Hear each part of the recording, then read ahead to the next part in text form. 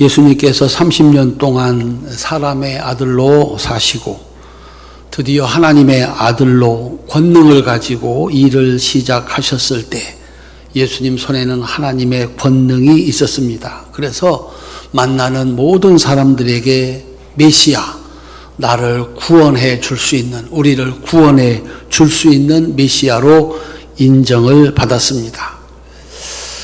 그 다음으로 사실은 가장 먼저 방문한 곳이 나사렛입니다. 추억이었을까, 고마웠을까. 마지막으로 한 번은 하나님의 아들이 사람의 아들로 태어나 자란 고향 나사렛을 어쩌면 한 번은 방문해야 했을지도 모르겠습니다. 그곳에 오셔서 똑같이 가르쳤습니다. 그런데 반응은 완전히 달랐습니다. 그 작은 산 위의 동네 나사렛 사람들은 30살까지 요셉의 아들 예수님을 알고 있었습니다.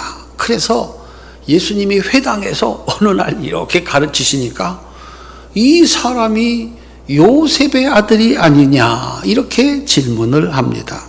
그래서 처음부터 그들은 예수님을 하나님의 아들로 인정할 수가 없었습니다.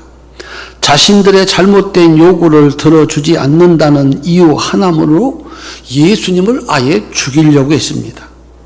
예수님은 다시는 자신의 고향인 나사렛을 방문하지 않았습니다. 내가 인정할 수 없는 신분으로 나를 찾아와서 하나님의 말씀을 전해주는 선지자의 말을 듣고 믿어서 순종할 수 있는 사람이 얼마나 될까? 그것이 얼마나 어려운 일인지 예수님께서 이렇게 친히 말씀을 하셨습니다. 구약의 최고의 능력자인 엘리야 시대 때 그 엘리야의 말을 듣고 믿고 따라한 사람은 사렙다 과부 한 사람이었다. 엘리야의 제자인 엘리사 시대 때 그 선지자의 말을 듣고 그대로 따라 순종한 사람은 나만 뿐이었다. 하나님의 아들이신 예수님이 오셔도 결과는 마찬가지였습니다. 그래서 예수님께서 누가복음 4장 24절에서 이렇게 말씀합니다. 내가 진실로 너희에게 이르노니 선지자가 고향에서는 환영을 받는 자가 없느니라 라고 말씀을 했습니다. 그 말씀을 듣고 믿어서 순종하면 먹을 양식이 생기고 문둥병이라도 낫고 죽은 자들이라도 살아나는 능력의 말씀입니다. 그런데 왜 듣지 않는가? 도대체 이유가 뭔가? 그들의 질문은 이것입니다. 당신이 능력의 선지자라면 먹을 것이 없어 죽어가는 나에게 먹을 것을 가져다 주어야지 자식과 함께 먹고 죽을 마지막 떡을 달라고 하는 게 말이 되느냐? 당신이 문둥병을 고칠 수 있는 능력의 선지자라면 너희 나라가 왜 망했냐? 요단강물이 왜 필요한 것이냐? 네가 하나님의 아들이라면 왜 십자가에서 달려 죽어가고 있는 거냐? 당신에게 있다는 능력으로 내 소원을 이루어 주어야지 왜 내가 잘못했다고 저주받는다고 말하는 것이냐? 그래서 그들은 듣지 않는 겁니다. 하나님의 말씀을 들을 수 있는 기회를 얻는 것은 정말 어려운 일입니다. 오늘 여러분들이 이렇게 하나님 앞에 나와서 하나님 말씀을 들으시는데 이것이 얼마나 어렵고 귀한 일이냐? 이 세상에 수많은 사람들이 있는데 듣지 못합니다. 들을 수 없습니다. 근데 여러분들은 듣는 복을 받았습니다. 듣고서 믿어지는 것은 참으로 귀한 일입니다. 똑같이 믿었는데 누구는 믿어지고 누구는 믿어지지 않는다. 그 다음에 그 말씀대로 살아내는 것은 정말 복 있는 일입니다. 들었다 하더라도 믿었다 하더라도 하지 않으면 소용이 없는 일인데 나는 들어 믿음이 생기고 그 믿음을 따라 했다면 그것은 정말 귀하고 복된 일입니다. 그곳에는 하나님의 은혜와 축복의 역사가 일어나기 때문입니다. 열왕기상 17장 8절부터 16절은 예수님이 말씀하신 대로 이름 없는 사르밧 과부를 성경 속의 인물로 만든 이야기입니다. 하나님이 선지자 엘리야를 시돈에 있는 사르밧으로 보냈습니다. 내가 그곳 과부에게 명령하여 내게 음식을 주게 하였느니라. 가뭄이 들었습니다. 어디에도 먹을 게 없습니다. 이스라엘 땅에 어슬렁거리고 다니다가는 아합 왕에게 잡혀서 죽을 수밖에 없습니다. 엘리야 정말 난처한 상황인데 하나님께서 시돈에 있는 사르밧 그곳에 과부가 있는데 그에게 가면 내가 그에게 너에게 먹을 것을 주라고 명령하여 놓았노라 라고 말씀했습니다. 문제는 시돈이 어떤 땅입니까? 돈이 최고라고, 사람의 쾌락이 최고라고 이스라엘을 타락시켜 지금 이 3년 가뭄의 재앙을 받게 하는 아합 왕을 타락시킨 바알 제사장의 딸 이세벨 왕비의 고향입니다. 하나님도 모르는 그 땅에 가서 하나님도 모르는 여인에게 양식을 얻어먹고 목숨을 연명하라고 하는 하나님의 말씀을 듣는 것이 쉬웠겠느냐?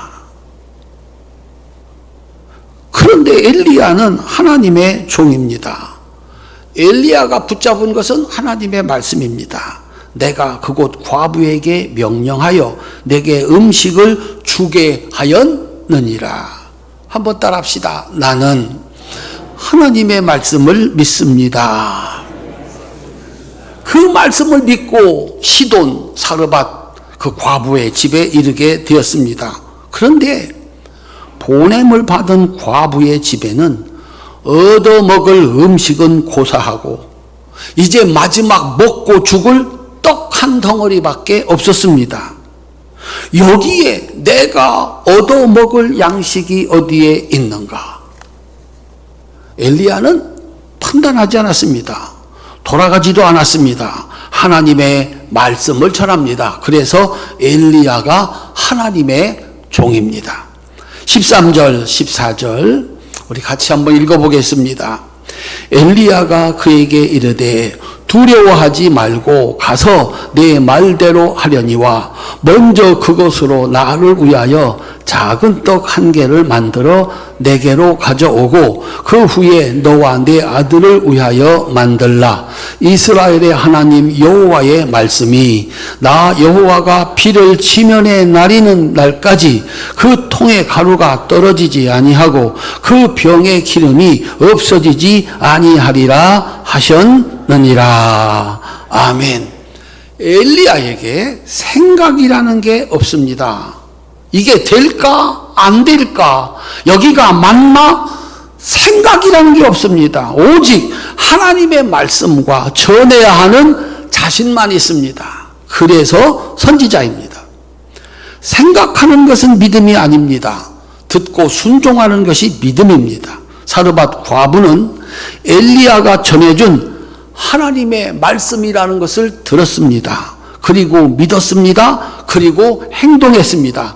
정확하게 말하면 하나님께서 그렇게 하셨습니다. 그 여인이 하나님이 누구인지도 모르고 하나님이 말씀했다는 것을 믿을 수도 없고 그런데 그녀는 했습니다. 어떻게? 하나님이 그렇게 하셨습니다. 한번 따라합시다. 나의 나된 것은 하나님의 은혜입니다. 우리가 여기 와 앉아 있는 것 같은데 우리로 와 앉아 있게 하시는 분이 하나님이십니다. 여러분들이 들린다면, 믿어진다면, 그리고 무엇인가를 한다면 내 결정 아니고 내 의지 아니고 하나님의 은혜이다라고 하는 겁니다. 그래서 이 여인은 하나님이 누구인지도 모르는데 선지자가 뭐 하는 사람인지도 모르는데 그 말을 듣고 하나님이 믿게 하심을 따라 믿고 그 말대로 순종합니다. 15절부터 16절입니다. 함께 읽겠습니다. 그가 가서 엘리야의 말대로 하였더니 그와 엘리야와 그의 식구가 여러 날 먹었으나 여호와께서 엘리야를 통하여 하신 말씀같이 통에 가루가 떨어지지 아니하고 병에 기름이 없어지지 아니하니라. 아멘. 따라합시다. 그와 엘리야와 그의 식구가 여러 날을 먹었으나 그 가뭄이 끝날 때까지 통의 가루가 병의 기름이 없어지지 아니하였더라. 사르밧 과부는 그 시대에 하나님의 말씀을 듣고 믿어 순종한 유일한 한 사람이었습니다. 그녀가 준 것은 선지자의 하루 양식이 아닙니다. 자기가 가지고 있는 것 전부에서 조금, 그가 줄 수 있는 모든 것 한 조각의 양식이었습니다. 그것 갖고 한 끼 양식도 안 됩니다. 그가 내놓은 것은 그저 한 조각의 양식이었습니다. 그런데 하나님은 말씀하시고 그 말씀을 이루시는 능력입니다. 그녀에게 필요한 모든 날들 동안 넉넉하게 먹고 살 수 있도록 창고를 채워주셨습니다. 우리는 이 이야기의 결론에서 생각을 합니다. 하나님 말씀에 순종하는 일에 엘리야가 어려웠을까? 사르밧 과부가 어려웠을까? 누가 더 어려웠을까요? 그 가난한 집에 가서 먹을 건 내놓으라 하는 엘리야가 어려웠을까? 그 말을 듣고 내놓는 사르밧 과부의 결단이 어려웠을까? 회개하라 외치는 목사님의 외침이 어려울까? 그 말씀을 듣고 회개하는 여러분들의 결단이 어려울까? 헌금해야 복을 받습니다 라고 외치는 목사님의 외침이 어려울까? 그 말씀을 듣고 헌금하는 여러분이 어려울까? 누가 더 어려울까요? 따라합시다. 목사님은 목사님이 어렵다고 하고 신자들은 신자들이 어렵다고 하고, 와, 목사님이 회개하라고 하면 아멘 할 사람 한 사람도 없습니다. 목사님이 헌금하라고 하는데 좋아할 사람 한 사람도 없습니다. 그걸 한다는 것이 뭐하러 그런 소리를 합니까? 그 말을 듣고 회개하는 것이 참 어려운 일입니다. 그 말을 듣고 헌금하는 것이 참 어려운 일입니다. 그래서 불가능한 겁니다. 그래서 그렇게 설교할 수 있고 그렇게 들어서 순종할 수 있는 것은 따라합시다. 하나님의 은혜입니다. 더 중요한 것이 있습니다. 사르밧 과부가 내어놓은 떡 한 조각은 엘리야를 위함이었습니까? 그와 그의 가족을 위함이었습니까? 무슨 말인지 도무지 이해가 되지 않으십니까? 그 떡 한 조각을 내놓으라고 하는데 이게 엘리야를 먹여 살리고자 함인가? 아니면 그 사르밧 과부와 그의 자식들을 먹여 살리고자 함인가? 엘리야는 하나님의 종입니다. 까마귀가 가져다 주어서라도 먹고 살게 하시는 것이 하나님의 은혜입니다. 그런데 이 과부의 집은, 그와 그의 자식들은 어디에도 먹을 것이 없습니다. 그리고 보니까 하나님께서 선지자를 보내 그거 내놓아라 라고 말씀하실 때 선지자를 위함이 아니라 이방인까지 누구라도 말씀을 들어 순종하는 자를 사랑하시는 하나님의 지극한 사랑을 우리는 알게 됩니다. 우리 성도님들, 만약 어떤 분이 여러분들에게 도전을 하는 거예요. 회개하셔야 삽니다. 하나님 앞에 충성해야 삽니다. 그를 위함이 아니라, 교회를 위함이 아니라 나를 향한 하나님의 사랑임을 믿고 깨달아지는 여러분들 되시기를 주님의 이름으로 축원합니다. 신약에 오면 그 하나님은 몸을 입고 세상에 오신 예수님이 됩니다. 날이 저물어 가는 빈들에서 예수님에게는 자신을 따라온 장정만 5천 명을 먹일 양식이 없었습니다. 그런데 어린아이가 자신의 몫인 양식, 보리떡 5개와 물고기 2마리를 예수님께 내어놓았습니다. 누가 가르친 게 아닙니다. 어린이의 마음입니다. 그래서 더 소중합니다. 예수님은 그걸 받으시고 축사하셨습니다. 5천 명이 배불리 먹고 12광주리에 남도록 제자들의 창고를 채웠습니다. 어린아이가 내어놓은 것은 한 끼의 양식입니다.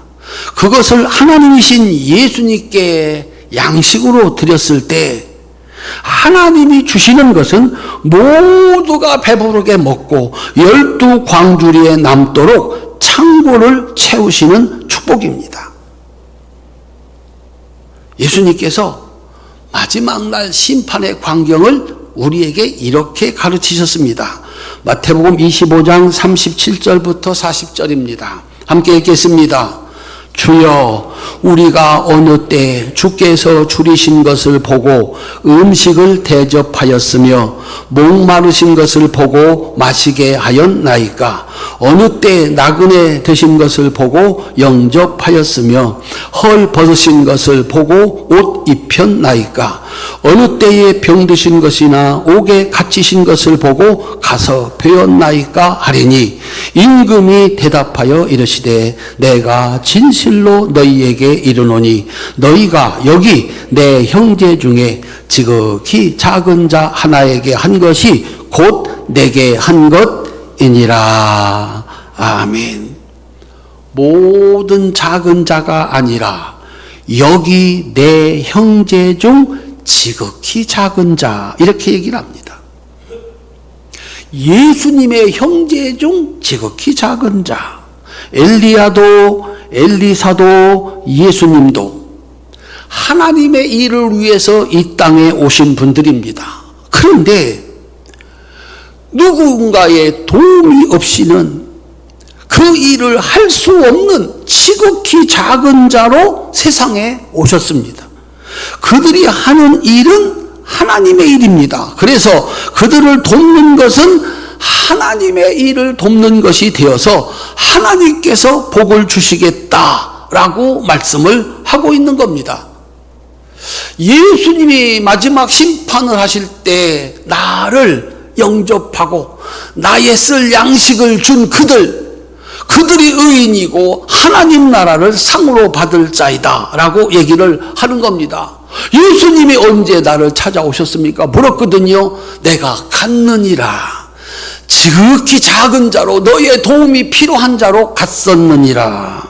우리 성도님들, 하나님이 오직 나에게 보낸 작은 자들이 있습니다. 내가 아니면 먹을 양식이 없는 이들, 그가 하나님이 내게 보내신 작은 자들입니다. 맨 먼저 여러분들에게 자식을 보내셨습니다. 이 자식은 부모님이 무엇인가를 주지 않으면, 아니 부모님이 주시는 대로만 먹을 수 있는 어떤 힘도 없는 작은 자입니다. 아내를 보내주셨습니다. 남편을 보내주셨습니다. 그는 내가 아니면 어떤 것도 먹을 수 없습니다. 아내가 친정 버리고 살겠다고 나한테 시집을 왔습니다. 내가 잘해주지 않으면 그는 그 누구에게서도 도움을 받을 수가 없습니다. 남편하고 아내가 사는데 아내가 밥을 해주지 않으면 남편은 밥을 얻어 먹을 수가 없습니다. 마누라만 쳐다보고 사는 거예요. 라면 끓여주면 라면 먹고, 빵 사다 주면 빵 먹고, 밥 지어주면 밥 먹고, 생선 구워주면 생선 먹고, 얼마나 더 할까요? 불고기 해놓으면 불고기 먹고 아무것도 안 해주면 없고, 며느리와 사위를 이제 내가 이만큼 나이 먹어서 보내줬습니다. 내가 사위한테 씨암탉 잡아주지 않으면, 내가 며느리에게 용돈 한 번 주지 않으면 그는 어떤 것도 그 집에서 얻을 수가 없습니다. 우리 인생에 그렇게 우리를 도왔던 크신 분들이 이제는 우리가 도와야 되는 지극히 작은 자, 늙은 부모님으로 우리 앞에 서게 됩니다. 그때 그 늙으신 부모님, 그의 유산은 이미 우리가 다 받았고 그에게서 더 나올 것은 하나도 없습니다. 버린다고 해서, 돌보지 않는다고 해서 내 삶에 문제가 될 것이 하나도 없습니다. 그런데 그 늙으신 부모님을 끝까지 그의 쓸 것을 공급합니다. 그 일을 하라고 나를 세상에 보내셨습니다. 그들에게 먹을 것을 주시는 분은 하나님이신데 그 일을 내가 대신합니다. 그것은 하나님의 일입니다. 그래서 그 작은 것이지만 받으시고 하나님께서 창고를 채워주시는 축복입니다. 안 해도 그만이고 도망가도 그만이고 그만입니다. 그런데 한다면 그건 너무 귀한 일이다. 그래서 하나님께서는 양식을 받으시고 창고를 채우시는 축복을 내려주신다라고 하는 겁니다. 오늘 본문은 하나님의 일을 위해서 한 끼의 양식을 드린 자에게 창고를 채워주시는 하나님의 축복을 가르치는 약속의 말씀입니다. 오늘 이 말씀으로 우리 성도님들이 그 은혜와 축복의 주인공이 될 수 있기를 주님의 이름으로 축원합니다. 10절입니다. 함께 읽겠습니다. 만군의 여호와가 이르노라. 너희의 온전한 11조를 창고에 들여 나의 집에 양식 있게 하고 그것으로 나를 시험하여 내가 하늘문을 열고 너희에게 복을 쌓을 곳이 없도록 붙지 아니하나 보라. 아멘. 만군의 여호와가 말하노라. 엘리야에게 말했습니다. 엘리야는 사르밧 과부에게 말했습니다. 하나님이 이렇게 말씀하셨습니다. 오늘 저도 똑같이 말합니다. 하나님이 말씀하십니다. 나의 집에 양식이 있게 하고, 하나님의 창고를 채우라는 게 아닙니다. 사람이 그 무엇으로도 하나님의 창고를 채울 수 없습니다. 하나님이 원하시는 것은 한 끼의 양식입니다. 믿음으로 드리는 과부의 마지막 양식인 떡 한 조각, 어린아이가 내어놓는 보리떡 5개와 물고기 2마리로 되어 있는 한 끼의 양식, 그거면 충분하다는 겁니다. 하나님이 말씀하십니다. 그것으로 나를 시험하여 내가 하늘문을 열고 너희에게 복을 쌓을 곳이 없도록 붙지 아니하나 보라. 시험을 해도 좋다. 그 작은 한 끼의 양식을 받으시고 그의 창고를 채우심으로 그를 살게 하고 세상 모든 사람들도 하나님을 믿게 하려는 하나님의 소원, 하나님의 의지입니다. 우리는 한 조각의 양식을 드리고 하나님은 그것이 너무 고마워서 창고를 채워주시고, 이것이 하나님의 약속입니다. 하나님이 어떻게 창고를 채워주시나? 창고를 채워주시는 방법입니다. 하나님은 사르밧 과부의 통에 가루와 병에 기름이 마르지 않고 늘 채워질 수 있게 하시는 신비한 능력을 가지신 분이다 라고 하는 겁니다. 보리떡 5개로 5,000명을 먹일 수 있도록 그렇게 만들 수 있는 능력의 하나님이시다 라고 하는 겁니다. 우리 성도님들 지금까지 어떻게 사셨습니까? 무엇을 가지고 어떻게 사셨습니까? 한번 따라합시다. 하나님의 은혜와 능력이었습니다. 여러분들보다 돈 많은 사람도 많았고요. 여러분보다 건강한 사람도 많았고 어쩌면 쓸모 있는 사람도 많았습니다. 다 세상 떠났습니다. 나는 살았습니다. 먹을 것이 정말 없었는데 먹고 살았고 지금은 제법 집 가지고 사는 인생이 됐습니다. 그걸 어떻게 설명하겠는가? 하나님의 은혜와 신비한 능력입니다. 여기서 하나님께서 창고를 채워주시는 방법을 11절과 12절에서 이렇게 말씀합니다. 함께 읽겠습니다.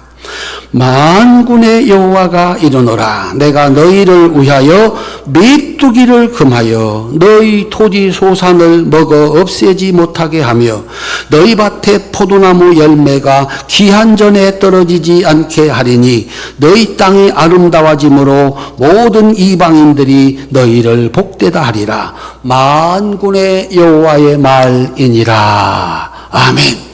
네가 나의 일을 위하여 양식을 내어 놓았느냐? 나는 그것의 의미를 안다. 그 값은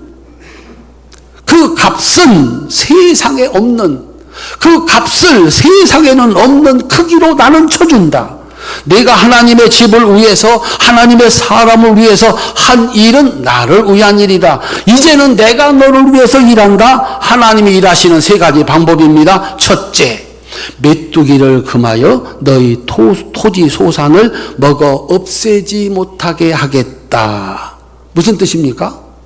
여러분이 해석해 보죠. 이건 어려운 얘기 아닙니다.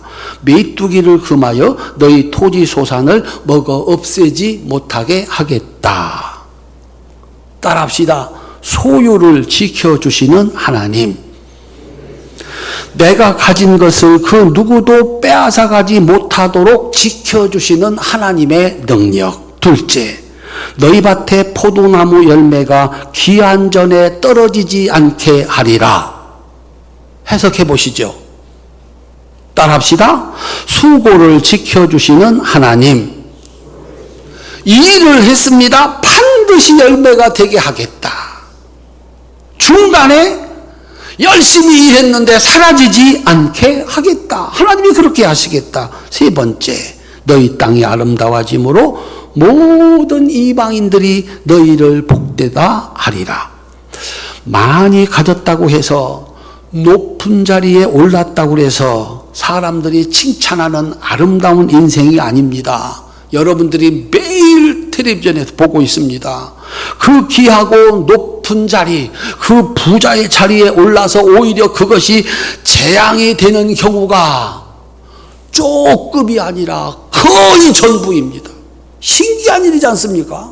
그것을 가졌으면 아름답고 모든 사람들이 박수 쳐줘야 되는데 그 자리에 올라가서 그 많은 돈을 가지고 그 인기를 누리는 사람들, 그 중에 몇이 사람들로부터 비난받는 게 아니라 거의 모든 사람들이 그 자리에 올라가면 아름다움을 잊어버리고 재앙을 맞이하는 것을 우리들은 보게 됩니다.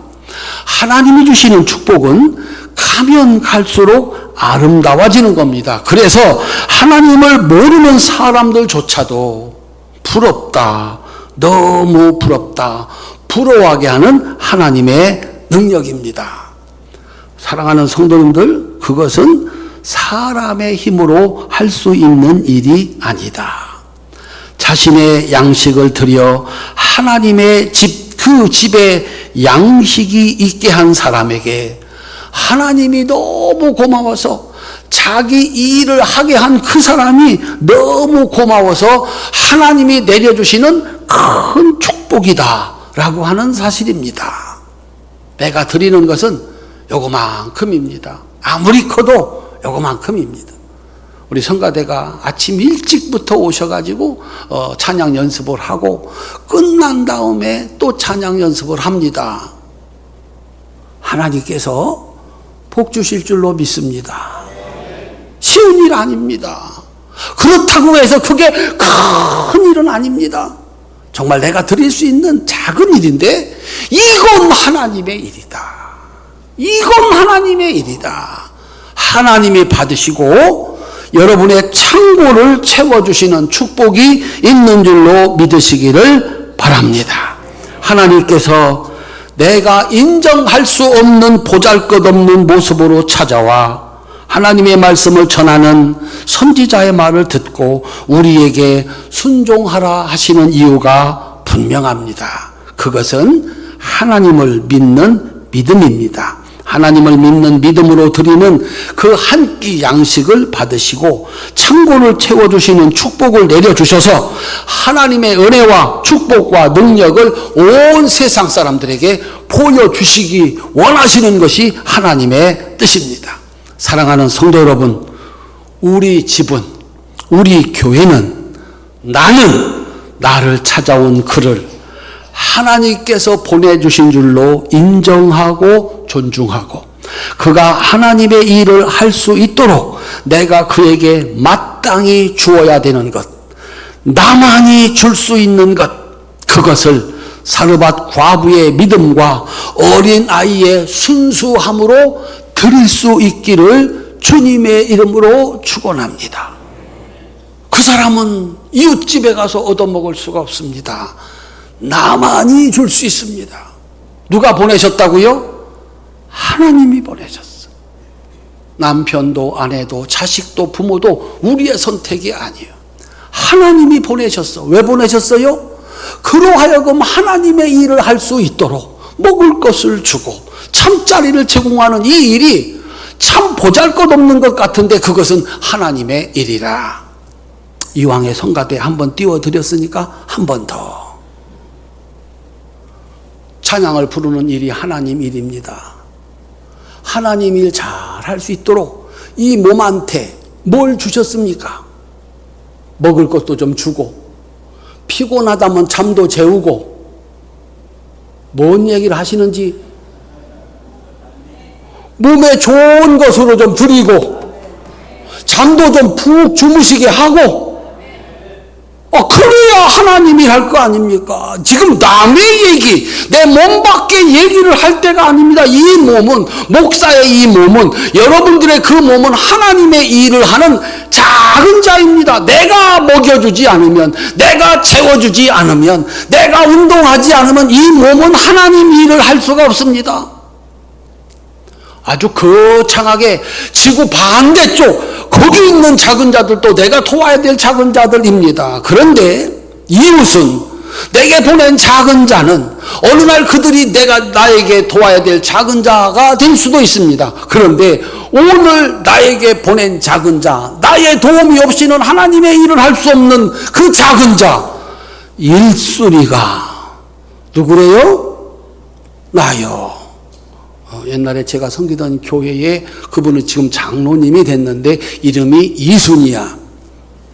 그 형님은 1순위야. 그 동생은 3순위야. 이름 짓기 어려우니까 다 그렇게 짓는 거예요. 누가 도와야 될 1순위라고요? 내가 하나님을 하는 사람인데 목사님 제발 좀 좋은 것 좀 드세요. 좀 푹 쉬시고 운동 좀 하세요. 그래야 저희들이 목사님 힘 있는 설교를 듣지요. 뭔 얘기를 하는지 아멘도 하지 않고, 아니 몸을 그 모양으로 만들어서 무슨 하나님의 일을 하겠다는 거예요. 가정을 돌봐야 돼요. 자식을 돌봐야 돼요. 부모님들 돌봐야 돼요. 이거 하나님 내게만 맡긴 일이야. 남에게 맡긴 일까지 여기저기 돌아다니면서 하지 말고 먼저 나 아니면 도울 수 없는 그 작은 사람 하나님이 보내셨어요. 믿음으로 잘 대접하세요. 여기다 한번 손 얹고 미안합니다. 앞으로는 잘하겠습니다. 오늘 저녁에 맛있는 것 먹여드리겠습니다. 제발 좀 그렇게 하고 살아라. 그래야 우리 모두 하나님 일 할 수 있다. 우리 집은, 우리 교회는 내 곁에 찾아오는 이들 하나님이 내게 보내셨어. 내가 손잡아 줘야 되고 내가 먹어줘야 되고 내가 할 수 있는 게 뭐 있나? 작은 떡 한 덩어리지. 그런데 그것 얻어먹고 그는 살아요. 엄마가 먹여주는 젖 한 모금을 먹고 그는 살아요. 하나님은 그에게 축복하셔서 창고를 채워주시는 줄로 믿으시기를 주님의 이름으로 축원합니다. 사람끼리 주고받는 도움도 너무 귀한 겁니다. 그런데 하나님의 일을 돕는 작은 일은 비교할 수 없는 축복입니다. 한 끼의 양식을 받으신 하나님께서 우리의 창고를 채워주시는 축복이 있습니다. 사랑하는 성도님들, 마침내 여러분들의 땅이 아름다워지므로 모든 이방인들이 부러워하는 은혜와 축복이 함께 하시기를 주님의 이름으로 축원합니다.